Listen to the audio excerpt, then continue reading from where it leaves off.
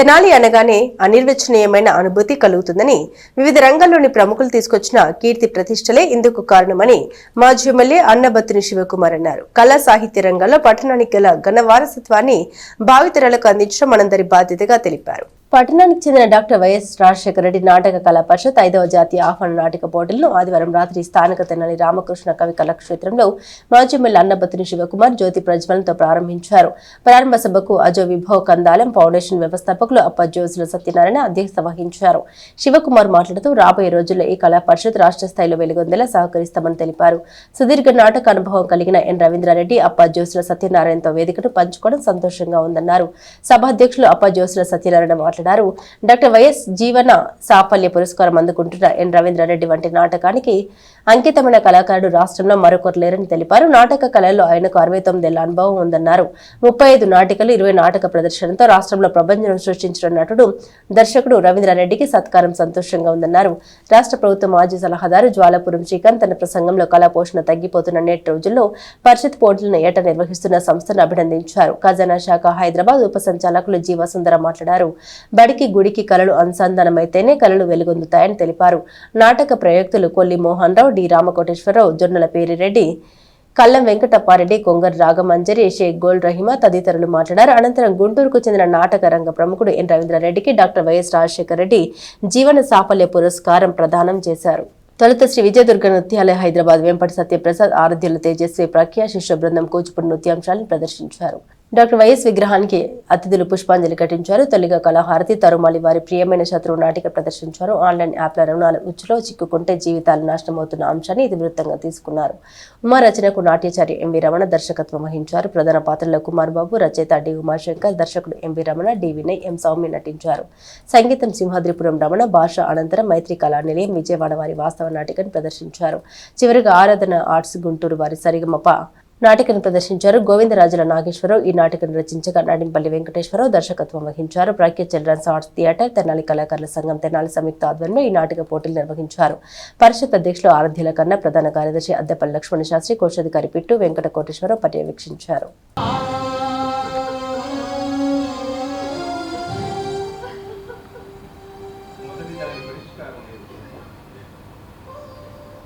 రెండవది నా చేతిలో లేదు. ఏమిటో చెప్పారు కాదు, పరిష్కారం. భవబంధాల నుండి, రుణానుబంధాల నుండి శాశ్వతమైన ఇది విషం.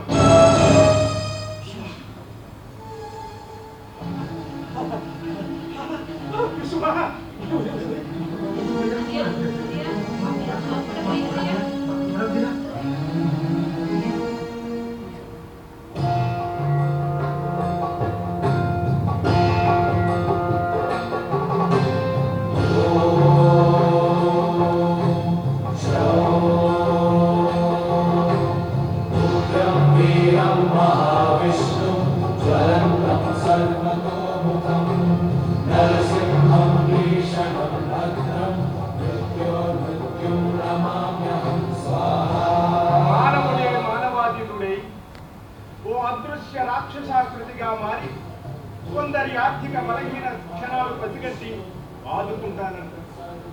తర్వాత మానసికంగా, శారీరకంగా చిత్రహింసలు పెట్టి లక్షలాది మంది ప్రాణాలు తీస్తూ ఆ కళేబరాలపై కళయనాట్యం చేస్తూ మానవ మనుగడకు విఘాతం కలిగిస్తారు. అదృశ్య రాక్షసాకృతి మైక్రోఫైనాన్స్. జాగ్రత్తగా ఉండండి, జాగ్రత్తగా ఉండండి, జాగ్రత్తగా ఉండండి.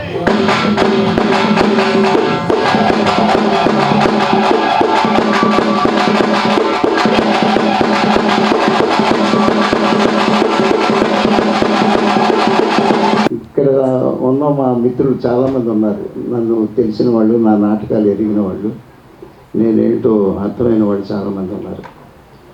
సో నేను మళ్ళీ చెప్పుకోవాల్సిన అవసరం అంతగా ఉండదనుకుంటాను. తెనాలిలో మన ఎమ్మెల్యే ఇప్పుడు శివకుమార్ గారు చెప్పినట్టు రాజకీయాలకి వీటికి అతీతంగా నాకు ఇదే స్టేజీ మీద మన మున్సిపల్ వీళ్ళ సత్కారం కూడా జరిగింది నాకు. అప్పుడు రాజేంద్ర ప్రసాద్ గారు వచ్చాడు అనుకుంటాను. సో నాకు ఇక్కడ తెనాలిలో నేను ఎప్పుడు అది చూడలేదండి. ఇది రాజకీయాలు అనేది చూడరా, ఎప్పుడు లేదు. అది శివకుమార్ 100% కరెక్ట్గా చెప్పారు.